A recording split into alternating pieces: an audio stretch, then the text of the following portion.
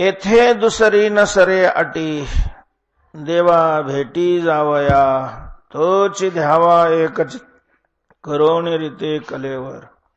षडूर्मी हृदयात यांचा अंत पुरवणी, तुका म्हणे खुंटे आस, तेथे वास करीतो, तोच ध्यावा एक चित्ते, करोनी रीते कलेवर. श्रीमंत श्री जगद्गुरु तुकोबाराय या अभंगातून देवाच्या भेटीचं साधन व्यभिचारीपणाने व्यतिरेकाने स्पष्ट करतायत. ज्याला देवाची भेट घ्यायची या कलियुगामध्ये भगवत साक्षात्कार करून ज्याला घ्यायचा आहे त्याच्याकरता उपाय सांगतात. देवाच्या भेटीचा उपाय सांगणारा हा अभंग आहे. तुम्ही म्हणाल पण देवाची भेट घ्यायची कशा करता? देवाच्या भेटी वाचून काय अडलेलं आहे माणसाचं जीवनामध्ये की ज्याच्याकरता देवाची भेट घ्यावी त्याला वाटेल? आणि मग तुकाराम महाराजांचा तो उपाय पाहिल. अरण्य रुदनच आहे तुकोबाऱ्यांचं. देवाच्या भेटीची कोणाला अपेक्षा असावी आणि नंतर त्याच्याकरता काय सांगावं, उपाय सांगावं. कोण रिकाम आहे देवाचे? कारण देवाच्या भेटी वाचून काही आडत नाही. देवाच्या भेटी वाचून काही अडलं असतं तर मग माणसाला वाटलं असतं की देवाची भेट घ्यायला पाहिजे. आणि मग एकदा भेट घ्यायची निश्चित झाली की मग त्याचं काय साधन अशा प्रकारचं.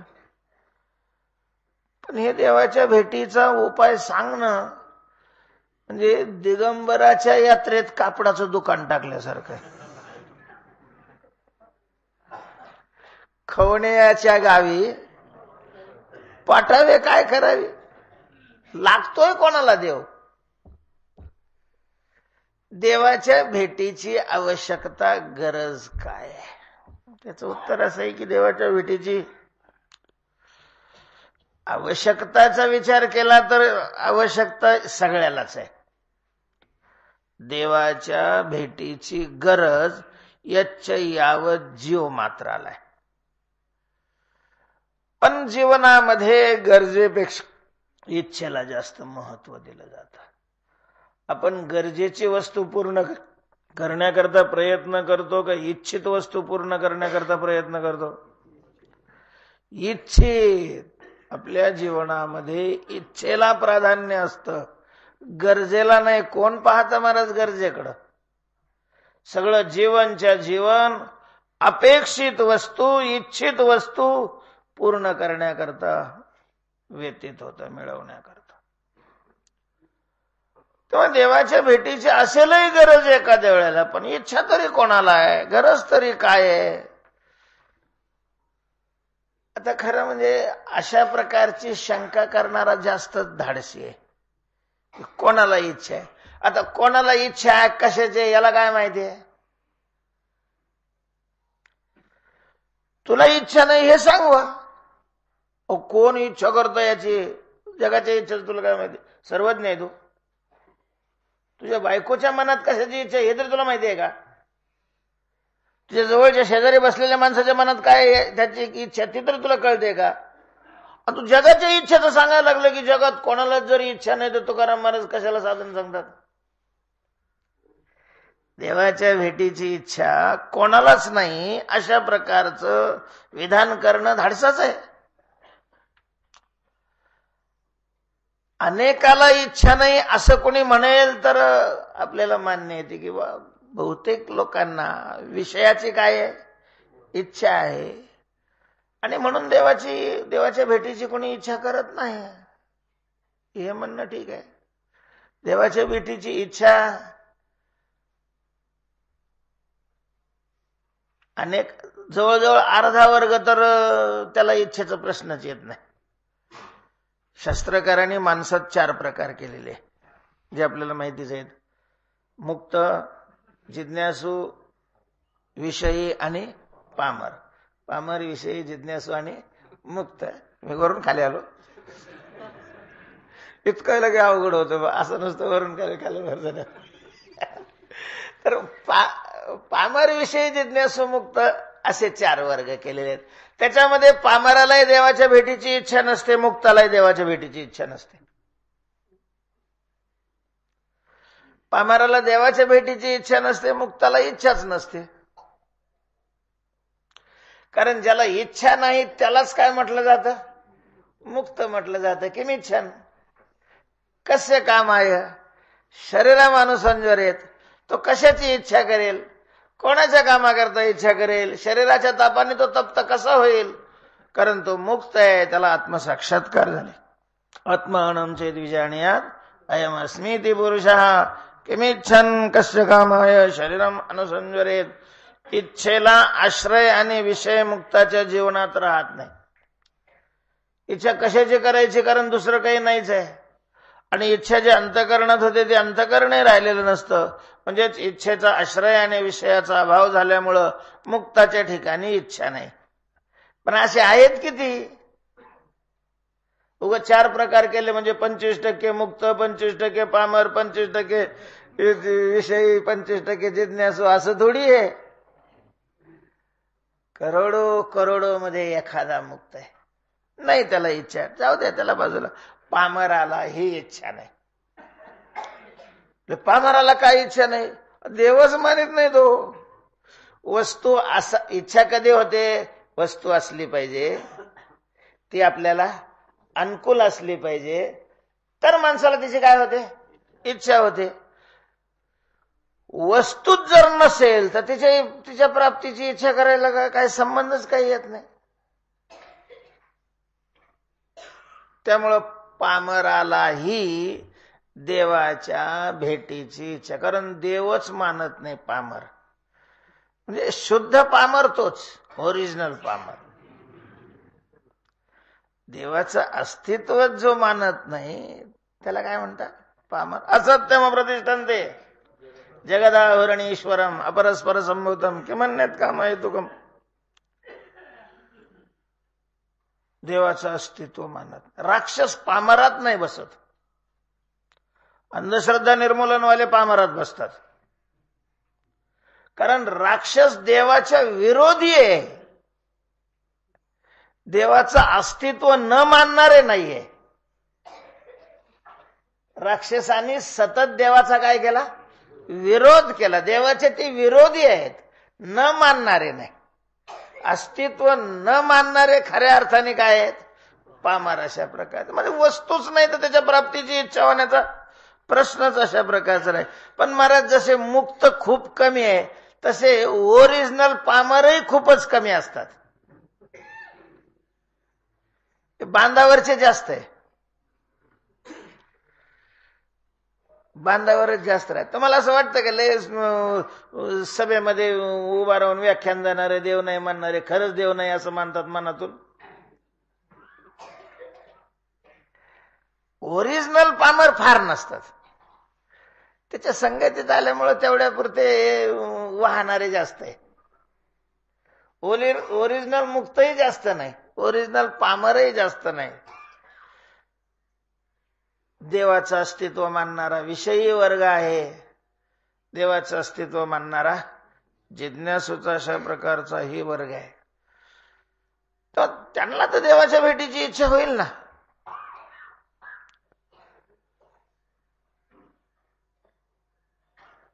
त्यामध्ये विषयी जो आहे त्यालाही देवाकडून विषय मिळावे असं वाटतात. म्हणून त्यालाही देवाच्या भेटीची गरज नाही वाटत. देवाने भेटलं पाहिजे असं काही नाही, दिलं पाहिजे. देवाने दिलं पाहिजे, नाही भेटलं तर काय राहते? तो तिकडे त्याच्या घरी चांगला आहे, खुशाल आहे.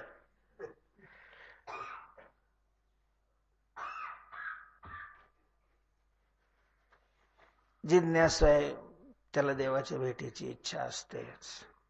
पण म्हटलं देवाच्या भेटीची इच्छा होणं शक्य नाही. देवाच्या भेटीची इच्छा निर्माण होणं शक्य नाही. आता कसं काय शक्य नाही? जिज्ञासू नाही तर विषय असो नाही तर कोणी असो, देवाच्या भेटीची इच्छा निर्माणच होणं शक्य नाही. निर्माण न होणं शक्य असेल काय अडचण काय? अडचण अशी आहे की इच्छा त्या पदार्थाची निर्माण होत असते ज्या पदार्थाचं ज्ञान आहे आणि तो अनुकूल आहे. अर्थात ज्ञान असेल तर इच्छा निर्माण होते. देवाच्या भेटीची इच्छा त्याला निर्माण होईल की ज्याला देवाचं काय आहे? ज्ञान आहे. आणि तुमच्या मतामध्ये ज्याला देवाचं ज्ञान आहे तो मुक्त आहे, त्याला इच्छा राहत नाही. ज्याला ज्ञानच नाही त्याला इच्छा कसं काय निर्माण होईल? अनेक वस्तू जगामध्ये आहेत, पण जर ज्ञान नसेल तर त्याच्या प्राप्तीची इच्छा निर्माण होत नाही.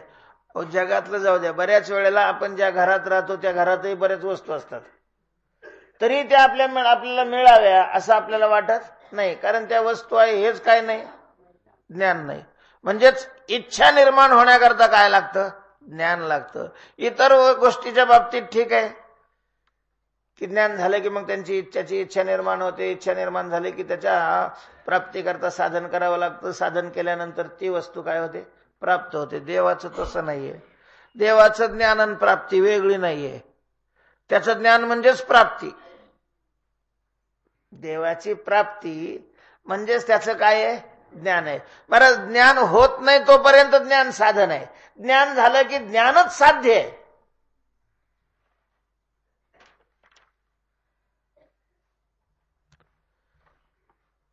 त्यामुळं ज्ञान आणि प्राप्ती ही भिन्न नसल्यामुळं ज्ञान, ज्याला देवाचं ज्ञान आहे त्याला इच्छा राहणार नाही. मग भेटल्यावर काय पुन्हा इच्छेचा काय संबंध आहे? ज्ञानच नाही त्याला. हे ज्ञान नसल्यामुळे इच्छा होणार नाही. देवाच्या भेटीची इच्छाच होणं शक्य नाही. तुकाराम महाराज साधन कसं काय सांगतात? अशा प्रकारचे या ठिकाणी शंका निर्माण होणं शक्य आहे. तर त्याचं उत्तर असं आहे की ज्ञान आणि प्राप्ती हे एक आहे, हे खरं आहे. पण ज्ञान आणि प्राप्ती याचं ऐक्य असणारं ज्ञान वेगळं आणि इच्छा निर्माण होण्याकरता लागणारं ज्ञान वेगळं. ज्ञान ही व्यक्ती एक नाहीये. ज्ञानत्व जाती जरी एक असली तरी ज्ञान व्यक्ती अनंत आहेत. नुसतं ज्ञान या सामान्य शब्दावरून ही शंका केली गेलेली आहे. ज्ञानाचे अनेक प्रकार आहे, अनेक प्रकार. मुळात ज्ञानाचे मुख्य दोन प्रकार: स्वरूपभूत ज्ञान आणि वृत्ती स्वरूप ज्ञान. परमात्मा ज्ञान स्वरूप आहे, तेही ज्ञान आहे, सच्चिदानंद त्याला म्हणतात. आणि आपल्या ठिकाणी ज्ञान असतं तर ते वृत्तीरूप ज्ञान असतं. तर ज्ञानाचे हे दोन प्रकार: स्वरूप ज्ञान आणि वृत्ती ज्ञान. वृत्ती ज्ञानात पुन्हा दोन प्रकार: प्रमा आणि अप्रमा. प्रमाणाने उत्पन्न होणारं जे ज्ञान आहे त्याला काय म्हणतात? प्रमा ज्ञान म्हणतात. आणि प्रमाणा वाचून जे ज्ञान उत्पन्न होतं त्याला अप्रमा ज्ञान म्हटलं जातं. अप्रमा ज्ञानात पुन्हा तीन प्रकार आहेत: सुखदुःखाचं ज्ञान, ब्रह्मज्ञान आणि ईश्वर ज्ञान. ईश्वराच्या ठिकाणी असणारं ज्ञान हे अप्रमा आहे. ब्रह्मज्ञानही अप्रमा आहे वेदांताच्या सरणीप्रमाणे. आणि सुखदुःखाचं ज्ञानही अप्रमा आहे. बरं, ईश्वराच्या ज्ञानाचे अनंत प्रकार आहेत, ब्रह्मज्ञानाचेही अनंत प्रकार आहेत, सुखदुःखाच्या ज्ञानाचे अनंत प्रकार आहेत. म्हणजे अप्रमा ज्ञानाचे. प्रमाज्ञानामध्ये पुन्हा 6 प्रकार आहेत. कशा करता हे सगळं सांगितलं? तर ज्ञानाचे अनंत प्रकार आहेत. ज्ञान या अनंत व्यक्ती आहेत. जसं मनुष्य या व्यक्ती किती आहेत? अनंत आहेत. मुंगी या व्यक्ती अनंत आहेत. डास या व्यक्ती जसे अनंत आहेत, तसं ज्ञान ही जी व्यक्ती आहे या व्यक्ती अनंत आहेत. आता मुंगी, माणूस, डास या दृश्य आहेत आणि ज्ञान हे काय नाही, दृश्य अशा प्रकारचं नाही. दृश्य शब्दाचा अर्थ इथं नेत्रेंद्रियाचा विषय असा घेतलेला आहे. दृश्य शब्दाचा तसा अर्थ ज्ञानाचा विषय आहे. ज्ञानाचा विषय आहे. ज्ञान हेही दृश्य आहे, कारण स्वरूपभूत ज्ञानाचं ते काय बनतं, विषय बनतं. आणि म्हणून जे ज्ञान आणि देवाची प्राप्ती ही एकच आहे, ते ज्ञान वेगळं आहे. आणि ज्या ज्ञानाने देवाच्या भेटीची इच्छा निर्माण व्हावी ते ज्ञान वेगळं आहे. त्या ज्ञानाने देवरूप नाही होत मनुष्य. परोक्ष ज्ञान झालं देवाचं, देवाच्या भेटीची इच्छा होते. सामान्य ज्ञान झालं देवाचं, देवाच्या भेटीची काय होते, इच्छा निर्माण होते. प्रत्यक्ष अशा प्रकारचा साक्षात्कारच झाला पाहिजे असं थोडी आहे. इच्छा होण्याकरता साक्षात्कार व्हावा लागतो असं काही नाही. परोक्ष ज्ञानानेही त्याच्या भेटीची काय निर्माण होते, इच्छा निर्माण होऊ शकते. देवाचं परोक्ष ज्ञान संतांच्याकडून, शास्त्राच्याकडून, सत्संगामध्ये होतं. आणि मग त्याच्यावर हेही कळतं की तो सच्चिदानंद स्वरूप आहे. हेही कळतं की त्याची भेट झाल्यानंतर सगळ्या दुःखाची निवृत्ती होते. तुका म्हणे त्याचे पाहिलिया पाय मग दुःख जाय सर्व माझे. हेही कळतं की तो भेटला की अवघा झाला आनंद.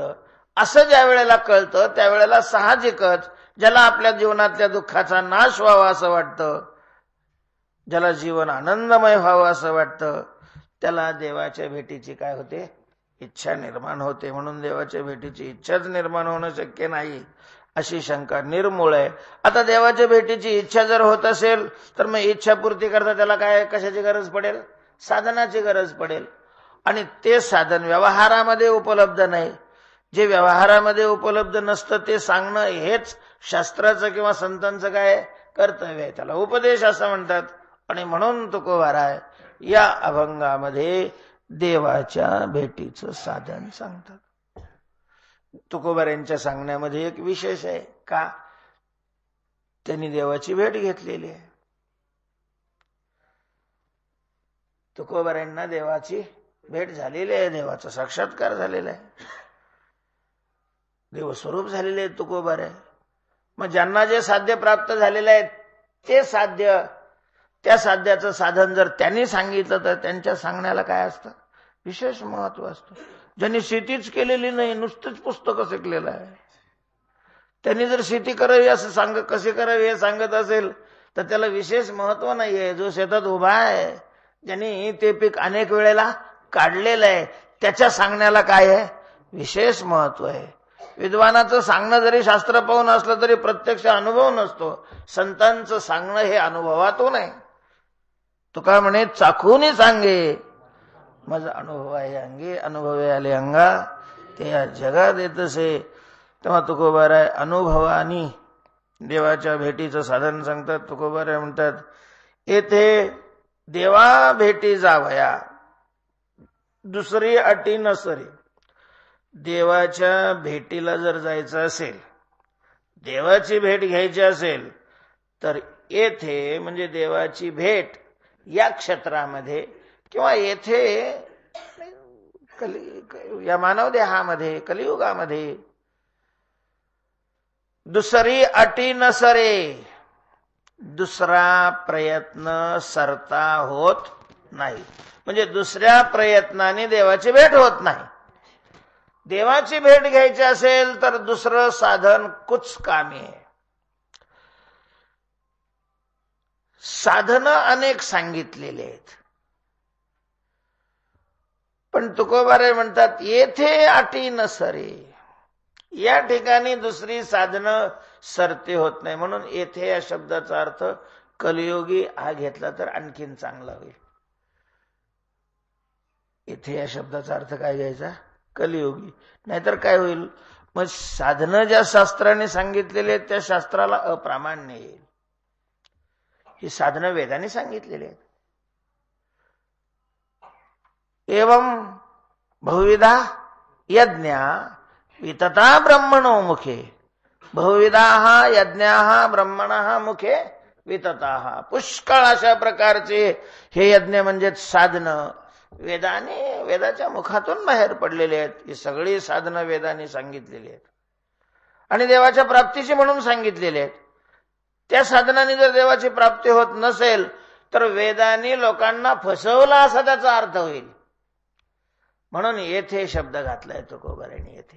येथे शब्द म्हणजे कलियुगामध्ये. वेदांनी जे सांगितलेले ते कलियुगा करताच सांगितलेले असं नाही, ते सामान्य अशा प्रकारचे सगळ्या युगा करता सांगितलेले आहेत. पण आता या युगामध्ये ती साधनं रिटायर झाली, त्यांची डेट संपली. औषध कारखान्यातून निर्माण झालं की त्या औषधाची रोग नष्ट करण्याची जी शक्ती आहे, पॉवर आहे, ती ठराविक कालावधीपर्यंत राहते. तो कालावधी संपला की गोळी तशीच दिसते, इंजेक्शन तसंच दिसतं, पण त्यामध्ये तो रोग घालवण्याची क्षमता राहत नाही. म्हणून त्या औषधावर प्रत्येक लिहिलेले असते त्याची तारीख, एक्सपायरी. तसं यांचा एक्सपायरी संपलेला आहे. इतर जी साधनं आहे तुकोबाराय म्हणतात ते त्यांची तारीख संपलेली आहे. अवघा वाटा झाल्या क्षीण किंवा अनेकया काळे न घडे साधन, या काळे अनेक साधन न घडे. मग जर डेट संपलेली असली तर स्वस्त मिळून काय कामाचे आहेत? नाही म्हटले मग आपण एक घ्यायच्या ऐवजी 4 घेऊ गोळ्या, ज्याची डेट संपली. अरे 4 काय, तू भाकरीच्या ऐवजी चोरून भाजीत जरी खाल्ल्या त्या गोळ्या तरी रोग नाही जाणार ना, कारण त्याच्यामध्ये ती पॉवरच राहिली नाही, शक्ती अशा प्रकारची राहिलेली नाही. लाईन नसल्यावर म्हटले जाड वायर आपण लावू. आता लाईनच जर वरून नाही तर जाड वायर काय करणार आहे? जाड वायर लावलं म्हणजे थोडी लाईट लागणार आहे. तसं येथे या शब्दाचा अर्थ कलियुगी असा घेतला तर आणखीन चांगलं आहे. तर या कलियुगामध्ये देवा भेटी जावया, देवाच्या भेटीला जाण्याकरता दुसरी अटी नसरे, दुसरा प्रयत्न सरता होत नाही. काही उपयोग नाही दुसरे प्रयत्न करून. काही उपयोग होत नाही म्हणजे देवाची भेट ते करून देऊ शकत नाहीत. तसं परमार्थातली साधनं लगेच निरर्थक होतात असं नाहीये, कारण भगवान सांगतात नाही कल्याणकृत कश्चित दुर्गतीन तात गच्छति. पण मग देवाची भेट घेण्याकरताच निघालेला असेल आणि त्याला देवाची भेट नाही झाली तर मग त्याच्या दृष्टीनं ते काय कामाचे? तुकोबाराय म्हणतात येथे दुसरी नसरे अटी. या ठिकाणी दुसरे प्रयत्न सरते नाही होत, मान्य नाही होत, देवाची भेट नाही करून देऊ शकत. ते मग कोणतं साधन आहे की जे सरत होतं, जे देवाच्या भेटीची इच्छा पूर्ण करतं, म्हणजेच देवाची भेट करून देतं, असं कोणतं साधन आहे? तुकोबाराय सांगतात तोची ध्यावा एक चित्ते करोनी रीते कलेवर. एक चित्ते तोची ध्यावा, कलेवर रीते करोनी एक चित्ते तोची ध्यावा. एक चित्तोची ध्यावा, ध्यावा हे साधन आहे. मग बाकीचे त्याचे काय आहेत? विशेषण आहेत, सहकारी साधन आहेत. ध्यावा म्हणजे त्याचं ध्यान करावं, त्याचं ध्यान करावं. ध्यान हे साधन सांगितलेलं आहे तुकोबारांनी. इथं ज्ञान साधन नाही सांगितलं, ध्यान साधन सांगितलंय. यज्ञ साधन नाही सांगितलं, ध्यान साधन सांगितलेलं आहे. तप साधन नाही सांगितलं, ध्यान साधन सांगितलेलं आहे. योग साधन नाही सांगितलं, ध्यान साधन सांगितलेलं आहे. ध्यान तोची ध्यावा, ध्यावा हे साधन आहे. पण मग तोची हे त्याचं विशेषण आहे. रीते कलेवर रीते करोनी हे विशेषण आहे. एक चित्ते हे विशेषण आहे. षडूर्मी हृदयात याचा अंत पुरवणी हे विशेषण आहे. तो का म्हणे खुंटे आस ते वास करीतो, हे सगळ्या अभंगाचं तात्पर्य याच्यात सांगितलेलं आहे. तेव्हा तोची ध्यावा एक चित्ते, एक चित्ते तोची ध्यावा, एकाग्र चित्ताने तो ध्यावा.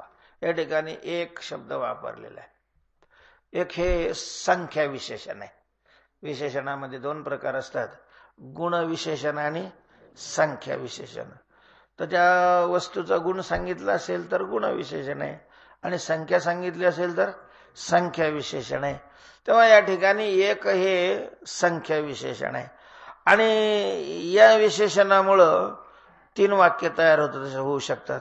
हे एक विशेषण ज्याचं ध्यान करायचंय त्याच्याकडे लागतं, हे एक विशेषण ज्याने ध्यान करायचंय त्याला हे लागतं, आणि हे एक विशेषण ध्यानालाही लागतं. याचे 3 वाक्य असे होतील की एक तोची चित्ते ध्यावा. एक तोची चित्ते ध्यावा. मी विश्लेषण करीन त्याचं थोडक्यात. पहिल्यांदा बातम्या, नंतर विस्तार. एक चित्ते तोची ध्यावा, एक वाक्य झालं. तोची एक चित्ते ध्यावा, तोची एक चित्ते ध्यावा. दुसरं वाक्य, तोची चित्ते एक ध्यावा. तोची चित्ते एक ध्यावा. असे हे 3 वाक्य होतात. पहिलं एक तोची चित्ते ध्यावा, त्याचंच ध्यान करावं. पण त्याचंच म्हणजे कोणाचं? तर एक हे ज्याचं ध्यान करायचंय त्याचं लक्षण एक शब्दाने सांगितलेलं आहे. परमात्म्याला उद्देशून एक शब्द वापरलेला आहे. परमात्म्याचं एक हे काय आहे? लक्षण आहे, आणि ते स्वरूप लक्षण आहे.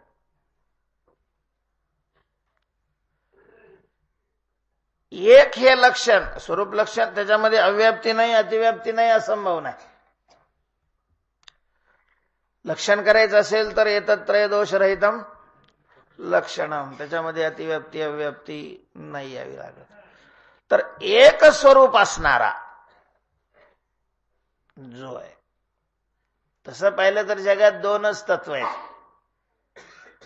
अस्मिन मते पदार्थ ही द्विविधा दृग्दृश्यांच. अगदी लसावी केली तत्वाची तर, म्हणजे अगदी लघुत्तम अशा प्रकारचा आकडा काढला तर जगात किती तत्व आहे? 2च तत्व आहेत. एक जड स्वरूप तत्व आहे, आणि दुसरं चेतन स्वरूप तत्व आहे. त्यालाच क्षेत्रज्ञ, त्यालाच माया ब्रह्म, त्यालाच प्रकृती पुरुष, त्यालाच स्थावर जंगम, त्यालाच दृक दृश्य, अशी वेगवेगळी शास्त्रामध्ये नावं दिलेली आहेत.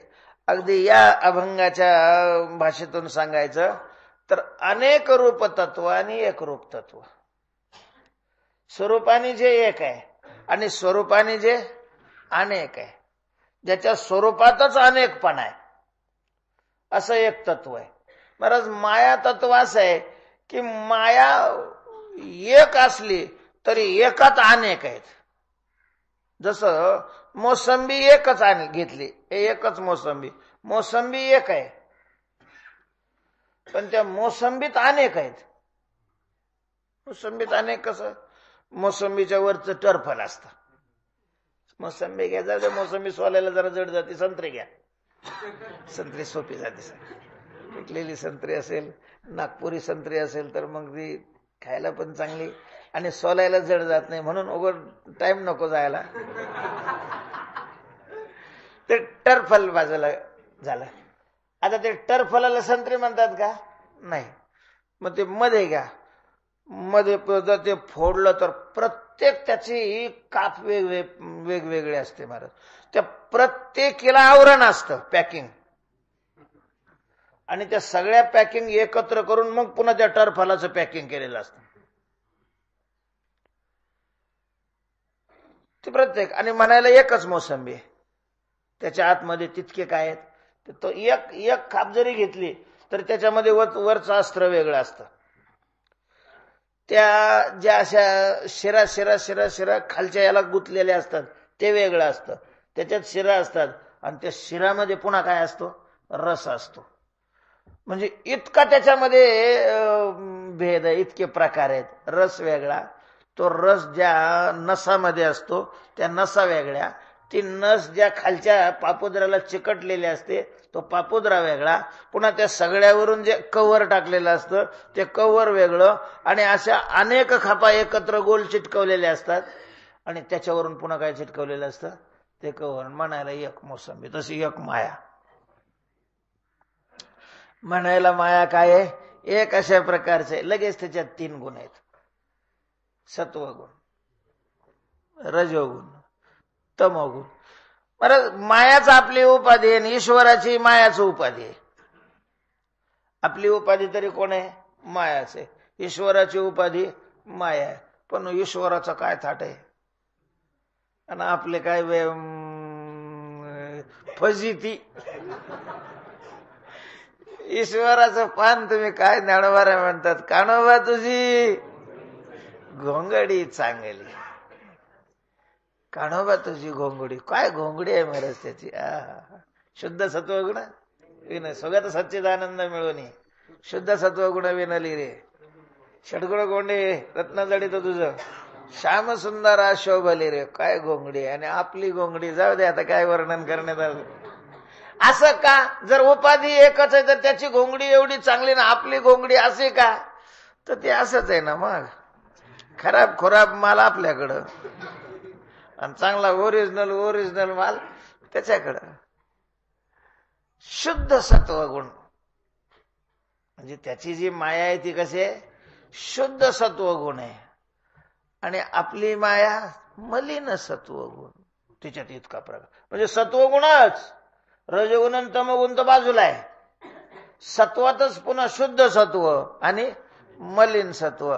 असं अनेकात्मक जे तत्व आहे त्याला माया म्हणतात. एकात्मक जे तत्व आहे त्याला परमात्मा म्हणतात. याच्यामध्ये भेदच नाही महाराज. स्वगत भेद नाही, सजातीय भेद नाही, विजातीय भेद नाही. कारण सावयव नाही म्हणून स्वगत भेद नाही. 2 नाही तर ब्रह्मदेव म्हणून सजातीय भेद नाही. आणि हा ज्या सत्तेमध्ये त्या सत्तेत मग कोणीच नाही, माया नाही भेय नाही. म्हणले तुम्ही हे 2 प्रकार केले, जगताच्या सत्तेतून केले. परब्रह्माच्या सत्तेमध्ये मग माया नाही कोणीच नाही, एकमेवा द्वितीयमय. अशा प्रकारचा एक स्वरूप असणारा जो परमात्मा तोच द्यावा. एक तोची चित्ते द्यावा. एक हे त्याचं विशेषण. किंवा तोची एक चित्ते द्यावा. त्याचं ध्यान करायचं. पण आपण ध्यान करतो तसं नाही. आपल्या ध्यानामध्ये एक नसतं, असा सगळा पसारा असतो.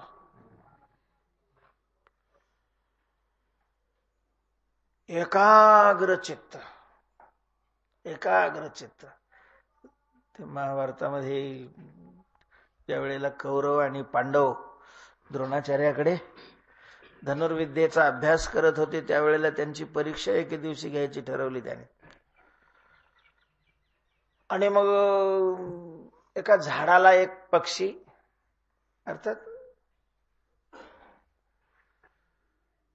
कृत्रिम पक्षी, तो अडकवला आणि सगळ्यांना घेतलेला आहे. पहिल्यांदा कोण? चला दुर्योधन, कारण राजाचा पोरगा होता दुर्योधना. त्या झाडावर पक्षी आहे, त्या पक्षाचा डोळा काय करायचा आहे? उडवायचा आहे. धर धनुष्य. त्याने धनुष्य धरलेलं आहे, बाण ओढलेला आहे. सोडायच्या अगोदर यांची आज्ञा झाल्यानंतर सोडायचं ना. दुर्योधना, गुरु महाराज काय दिसतं समोर तुला? झाड आहे, तुम्ही आहात, मी आहे, आकाश आहे, हे सगळे बस खाली. अशी प्रत्येकाची परीक्षा घेत घेत घेत अर्जुनाचा नंबर आलेला आहे. अर्जुनाने धनुष्याला बाण लावलेला आहे, दोरी कानापर्यंत ओढलेली आहे.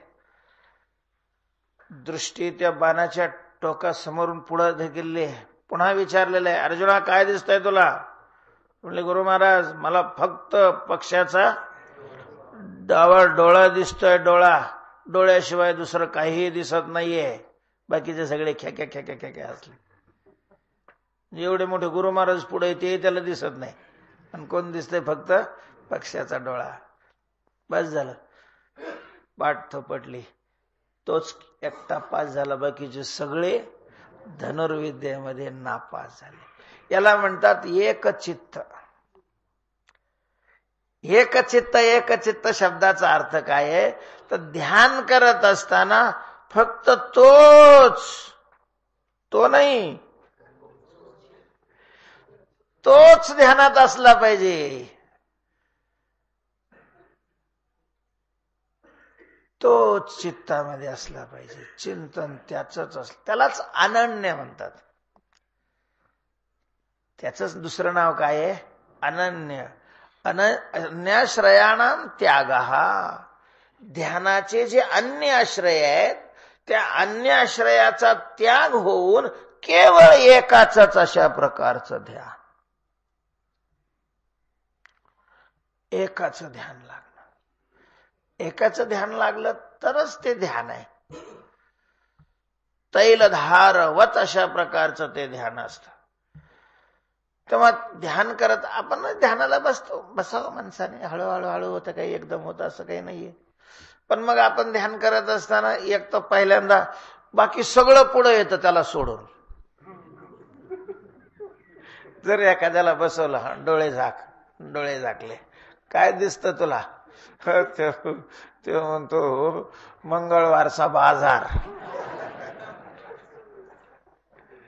पहिल्यांदा ध्यानाला बसलं तर सगळे समोर येतात. नाही, बाकीच्याचं नको ध्यान करू, फक्त पांडुरंगाचं कर. मग हळूहळू इतकं चित्त एकाग्र व्हावं, इतकं एक बस पांडुरंगाशिवाय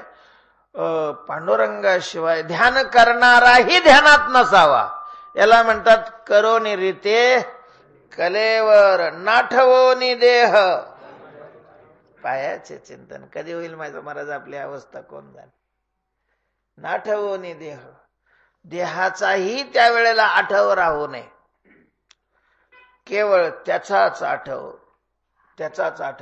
आठवणारं चित्ताने तो एकरूप होऊन जावा. तुकोबारे म्हणतात त्याची भेट घ्यायची असेल तर अशीच साधना करावी लागते.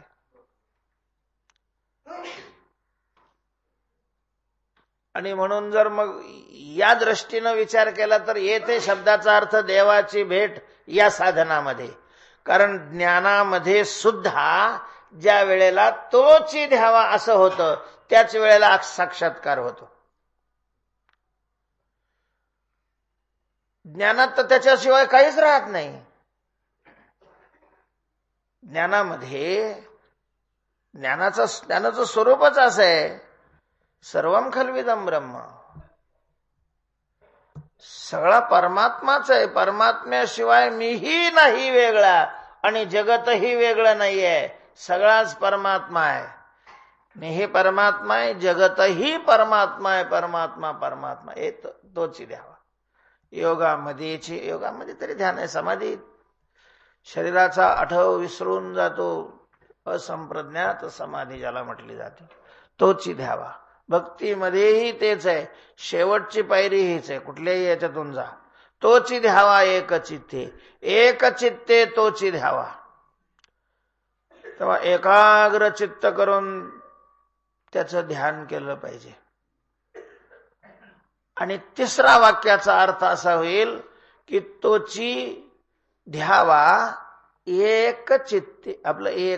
तोची चित्ते एक ध्यावा. बस त्याचंच ध्यान करायचं. ध्यानाची एकाग्रता, चित्ताची एकाग्रता नाही, ध्यानाची एकाग्रता. म्हणजे ध्यानाशिवाय दुसरं कुठलंच साधन करायचं नाही आणि ध्यानामध्ये खंड पडू द्यायचा नाही. अखंड अशा प्रकारचं ध्यान करणं किंवा एकाग्र चित्ताने ध्यान करणं किंवा एक असणारा परमात्मा त्याचं ध्यान. कुठलाही अर्थ घेतलं काही अडचण नाहीये. तेव्हा तुकोबारे म्हणतात त्याची भेट घेण्याकरता हे साधन आहे. तोची ध्यावा एकचित्ते करोनी रीते कलेवर. रीते करोनी. कलेवर मोकळं करून मग त्याचं ध्यान करायचं. कलेवर म्हणजे काय? कलेवर म्हणजे शरीर मोकळं करायचं. म्हणजे शरीरातली हाडं, शरीरातलं मांस, शरीरातले मेद हा सगळा ते वगैरे मेल्यानंतर त्याला सगळं काढी दे आणि मग त्याच्यात भुसा भरी दे. तसं शरीरातलं हे सगळं काढायचं, फक्त चमडी ठेवायची आणि मग त्याचं ध्यान करायचं. करून रीते कलेवर. इथं कलेवर शब्दाचा अर्थ स्थूल शरीर नाही घ्यायचा. कारण ध्यान स्थूल शरीराने केलं जातं का? नाही. ध्यान कोणत्या शरीराने केलं जातं? सूक्ष्म शरीर अर्थात अंतःकरण, चित्त. आणि मग चित्ताचं कलेवर रिकामं करायचं. चित्ताला रिकामं करून मग त्याचं ध्यान करायचं. म्हणले का? त्याच्याशिवाय तो ध्यानात नाही येत. तिसऱ्या स्वभावाचा आहे तो तिथं जातो की जिथं दुसरं कोणी नाही पाहिजे. कोणी जर त्या घरात असलं तर मग तो आपल्याला स्वतंत्र लोक खोली लागते. तिथं कोणीच नाही लागत. स्वतंत्र खोली पाहिजे, स्वतंत्र. ज्याच्या चित्तात चित्तरूपी खोलीमध्ये दुसरं कोणी आहे तो लांबूनच पाहतो. चालला प्रीतम छवी नैनन बसी, पर छवी कहा समाये, प्रीतम छवी नैनन बसी. प्रियाची छवी ज्या वेळेला डोळ्यात बसते, दुसरी छवी तिथं बसतच नाही. मग दुसरी असेल तर याची बसत नाही. तेव्हा याला जर चित्तात द्यायचं असेल तर चित्त कसं करावं लागतं? रिकाम रिकाम. रिकाम करणं म्हणजेच निर्मळ करणं. निर्मळ करणं म्हणजेच काय करणं? रिकाम अशा प्रकारचं करणं आहे. तो काय म्हणे? चित्त करावे निर्मळ, येऊनी गोपाळ राहे तेथे. त्याच्यातली घाण सगळी बाहेर काढावी लागते. त्याच्यात काय घाण आहे चित्तामध्ये? चित्तातच सगळी घाण आहे. मला चित्तातच सगळी घाण आहे, बाहेर कुठंच घाण नाहीये. चित्तात जर घाण नसली तर बाहेर घाणच नाही. बाहेर मग नुसतं सच्चिदानंद परमात्मा आहे. चित्तात सगळी घाण आहे. तर ही घाण सगळी काढावी लागते. कशाची घाण आहे? तर त्याचं थोडक्यात खाली दिलेलं आहे, षड उर्मी हृदयात. या हृदय शब्दाचा अर्थ चित्त.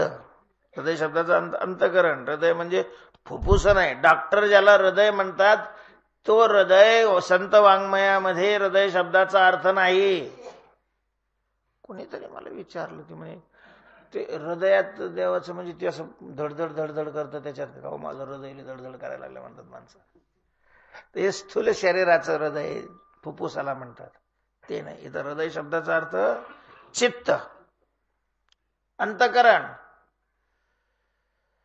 तर त्याच्यामध्ये 6 प्रकारच्या उर्मी आहेत. म्हणजे उर्मीचे 6 प्रकार केलेले. उर्मी म्हणजे काय? उर्मी म्हणजे लाट म्हणा त्याला, किंवा भरती म्हणा.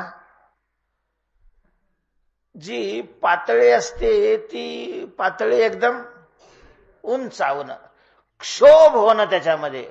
उर्मी शब्दाचा अर्थ क्षुब्धता. आणि ती या 6 कारणामुळे अंतःकरण क्षुब्ध होतं. कामामुळं क्षुब्ध होतं,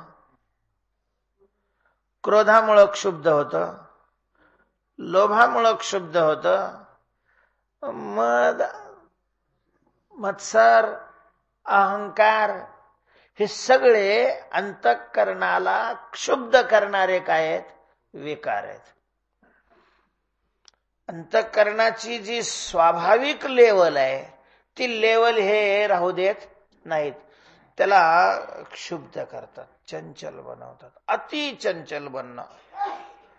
आणि मग अति चंचल ज्या वेळेला नुसतं चंचल बनलं तरी ध्यान राहत नाही, आणि ज्या वेळेला अति चंचल बनतं त्यावेळेला ध्यानाचा संबंधच नाही. अति चंचल होत असेल तर त्याच्यामध्ये ध्यान नाही. आता आपण जर स्थिर पाणी असलं आणि त्याच्यात पाहिलं तर आपलं काय दिसतं? प्रतिबिंब दिसतं. पण ते असं पाऊस पडतोय, सारख्या धारा आहेत, किंवा ते शोभेला बगीच्यामध्ये हे नाही एवढी करत का पाण्याचे फवारे, कारंजे. तर कारंजेतलं जे पाणी असतं ते स्थिर नसतं, ते काय असतं? क्षुब्ध असतं. त्याला प्रेशरने उडवलं जातं. तर त्याच्यामध्ये प्रतिबिंब दिसेल का? नाही दिसत. का? ते क्षुब्ध झालेलं आहे. तसं चित्त ज्या वेळेला क्षुब्ध होतं त्यावेळेला ध्यान नाही. आणि म्हणून ध्यानाची साधना करायची असेल तर चित्ताची क्षुब्धता ज्याच्यामुळं निर्माण होते ते घटक चित्तापासून काय करावे लागतात? दूर करावे लागतात, दूर. म्हणून यांचा अंत पुरवणी षडूर्मी हृदयात 6 प्रकारच्या ज्या उर्मी अंतःकरणामध्ये आहेत, ज्या चित्ताला अखंड क्षुब्ध सज्जन माणसं असतील, चांगले माणसं असतील, सत्वगुणी माणसं असतील तर एखाद्या वेळेला क्षुब्ध होतं, कधी कधी क्षुब्ध होतं. रजोगुणी माणसाचं चित्त सततच क्षुब्ध असतं.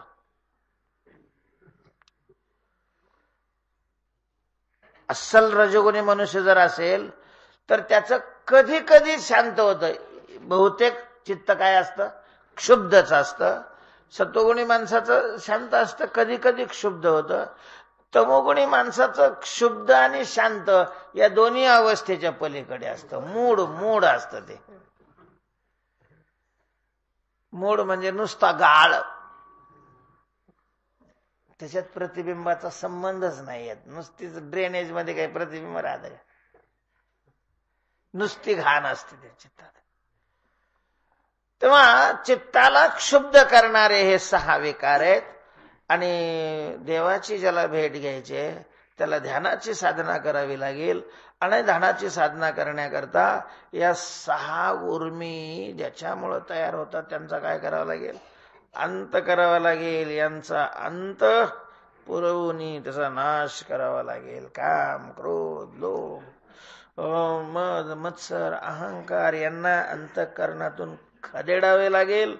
त्यांची ताकद कमी करावी लागेल की त्यांच्यामुळं चित्त क्षुब्ध होणार नाही अशी स्थिती निर्माण करावी लागेल. म्हणून षडूर्मी हृदयात यांचा अंत पुरवणी. आता हा कसा करायचा वगैरे स्वतंत्र विषय आहे. तुकोबाराय म्हणतात की थोडक्यात तुम्हाला सांगतो त्याचं ध्यान होण्याचं साधन. तो का म्हणे? खुंटे आस तेथे वास करीतो. आस खुंटे जेथे तेथे तो वास करी. ज्या चित्तातली आशा संपून जाते, पूर्ण होते का संपते? पूर्ण होतच नाही. आशेची पूर्ती कधी होत नसते. खुंटावा तो खरा बोल, इच्छा वाढविते वेल. खुंटावा नाही म्हटलं एवढं झालं का आपल्या मनासारखं? मग मेला समजतो, मातीत गेलाय समज. तुझ्या बापाकडूनही तुझ्या मनासारखं नाही व्हायचं, तुझ्याकडून काय होणार आहे? खुंटावा म्हणजे खोडावाच लागतो तो. कारण त्याचं नावच आहे आशा. ती पहिल्यांदा बी तोंड वाचलेलंच राहतं आणि नंतरही तोंड काय असतं? आ शा. कुठंतरी हे काय करावं लागतं? संपवावं लागतं. संपत नाही. नाही तर ते आपल्याला संपवल्याशिवाय राहत नाही. शरीर जीर्ण होतात, आशा नाही जीर्ण होत.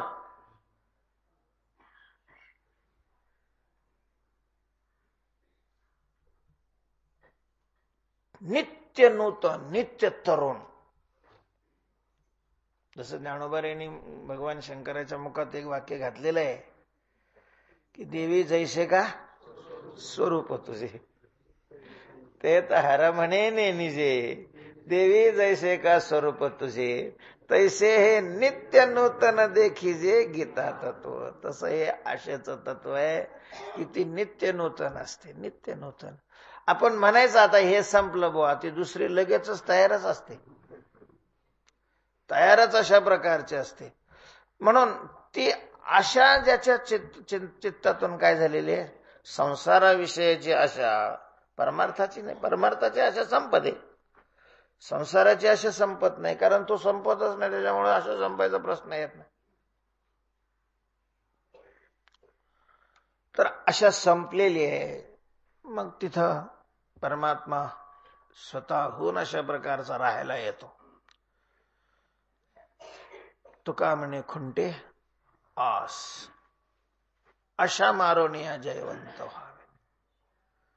तुका म्हणे जरी योगाची तातडी आशेची बिमोडी करी आधी, तर देवाची भेट घ्यायची असेल, देवाच्या भेटीला निघायचंय, तर तिथं दुसरी अटी. हे जर तसंच राहिलं, आशा तशीच ठेवली, 6 उर्म्या तसाच राहिलो, लोय पसारा वाढवला दुसरा, देवाची भेट नाही होत. बाकीचा पसारा तिथं सरता होत नाही. मान्य, ठीक आहे, पुण्य होईल, सत्कर्म होईल, लौकिक वाढेल, मान्यता मिळेल, कीर्ती संपन्न होईल, या बाकीच्या गोष्टी होतील. देव नाही मिळणार. देव नाही मिळणार. देव मिळवायचा असेल तर हे सगळं संपवावंच लागतं. देव मिळवायचा असेल तर याचा कधी ना कधी काय करावा लागतो? अंत करावा लागतो. तुका म्हणे खुंटे आस. आणि म्हणून तर आपण पाहतो की आपल्या पूर्वीच्या इतिहासामध्ये जे सम्राट होऊन गेले, चक्रवर्ती राजे, पूर्ण पृथ्वी ज्यांनी काय केली? जिंकली, हे सुद्धा राजे नंतर सगळ्या राज्याचा त्याग करून जंगलामध्ये, वनामध्ये चिंतना करता गेलेले दिसतात. त्याचं कारणच ते आहे, येथे दुसरी अटी नसरे. तर तोच ध्यावा एकचित्ते हे साधन आहे. तेव्हा येथे दुसरी नसरे अटी, देवा भेटी जावया तोच ध्यावा एकचित्ते, करुणी रीते कलेवर षडूर हृदयात, यांचा अंत पुरवणी तुका म्हणे खुंटे असते तेवास करीतो. पुंडलिक वरदा हरी विठ्ठल श्री